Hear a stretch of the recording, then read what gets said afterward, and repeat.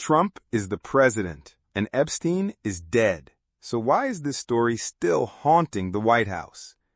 Just this week, a federal judge blocked Trump's bid to unseal further Epstein files. But here's the real headline. His own attorney general told him during a closed-door briefing his name appears multiple times in those documents. Stick around. In this episode of MAGA Minutes, we expose the media's cover-up, explore how the deep state manipulates narrative, and reveal why they're still afraid of Trump 5 years after Epstein's death. In May 2025, Attorney General Pam Bondi and Deputy AG Todd Blanche met with President Trump in the White House to discuss new developments regarding the sealed Epstein documents. These records, part of a grand jury archive, were uncovered during the Department of Justice's internal review of high-profile cases. According to insiders present at the meeting, President Trump was informed that his name was referenced multiple times in both social and business contexts, primarily from the 1990s through the early 2000s. The president immediately directed the DOJ to seek the unsealing of all Epstein-related grand jury materials to clear any speculation and give Americans the full picture. Yet, a federal judge in Florida ruled against the unsealing, stating that grand jury transcripts require extraordinary circumstances to be released publicly. This decision sparked outrage across conservative media. Critics questioned why transparency was suddenly a threat, especially under an administration promising openness. Trump, staying true to his word, called the ruling deeply disappointing and vowed to appeal. Let's be clear. Trump has never been accused of criminal wrongdoing in connection with Jeffrey Epstein. Not once. Not by law enforcement, not by witnesses, not by victims. But you wouldn't know that from reading the headlines. Liberal media outlets and so-called fact-checkers have blown the mere mention of Trump's name into full-blown conspiracy theories. They refuse to report the timeline or provide proper context. Here's what they won't tell you. Trump and Epstein had a brief social friendship in the 1990s, just like many other high-profile individuals of that era. In fact, Trump even described Epstein as a terrific guy in a 2002 New York Magazine interview. But things quickly soured between the two men over a dispute involving the sale of a Palm Beach mansion. More importantly, Trump banned Epstein from Mar-a-Lago years before Epstein was arrested. Why? Reports indicated Epstein made inappropriate advances toward a teenage daughter of a member. Trump took swift action. Yet today, media outlets push a narrative of guilt by association. They mention Trump's name 47 times in a recent CNN podcast, but never once mention the context of his fallout with Epstein or the fact that Trump voluntarily cooperated during the original investigation. Earlier this year, the DOJ released a partially declassified set of Epstein documents titled Phase 1. This file dump was widely anticipated, but ultimately delivered very little. Pages upon pages were redacted. Names were missing. Timeline details were vague. And there was no smoking gun. MAGA conservatives felt betrayed. Online forums exploded with comments accusing the administration of hiding the truth. But let's set the record straight. The files were redacted due to ongoing legal constraints. The DOJ confirmed in internal memos that no client list exists. Epstein's death was ruled a suicide, and multiple agencies confirmed no foul play.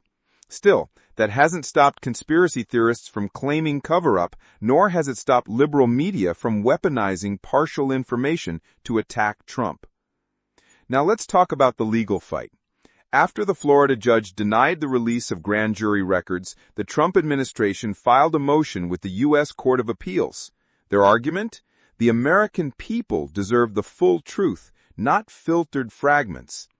Some argue Trump is just trying to clear his name, but that's missing the bigger picture. Trump is setting a legal precedent for transparency across administrations. If successful, this appeal could force the unsealing of materials in other sealed federal cases, shining light on the corruption embedded within government and elite circles. Remember, this isn't just about Trump.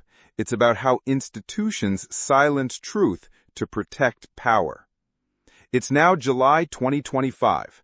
Trump is once again sitting in the Oval Office. He's passed sweeping tax cuts, reduced inflation, tightened border security, signed historic trade deals with Mexico and India, and launched Operation Restore Justice, a national crackdown on human trafficking. But the Epstein story still lingers. Why? Because it's not about Epstein. It's about control. When the left can't beat Trump on policy, they attack his character. When they can't disprove his success, they dredge up old names and make insinuations. The Epstein files are just the latest tool in a much larger game. And while the media obsesses over Trump's name appearing in documents, here's who they're not talking about. Bill Clinton took over 24 flights on Epstein's plane, still not held accountable. Prince Andrew settled with a victim out of court. Alan Dershowitz, accused, denied, and still fights civil suits. Ghislaine Maxwell, serving time, but no info released about who she recruited for. Why is there no media frenzy about these names? Because none of them are running the country. Because none of them are a threat to the deep state. Across the country, MAGA supporters are divided on the Epstein files. Some demand full transparency, no matter who it affects. They argue that the swamp must be drained completely. Others believe this is just another distraction. They point to Trump's active lawsuits against the Wall Street Journal for spreading false claims, like alleging he signed a lewd drawing in Epstein's guestbook, a claim completely debunked. But Trump himself addressed the nation in a July press conference. "I have nothing to hide. I've told DOJ to release everything they can. If they won't, it's not because of me. It's because the law protects the criminals more than the public." Congress is stepping in.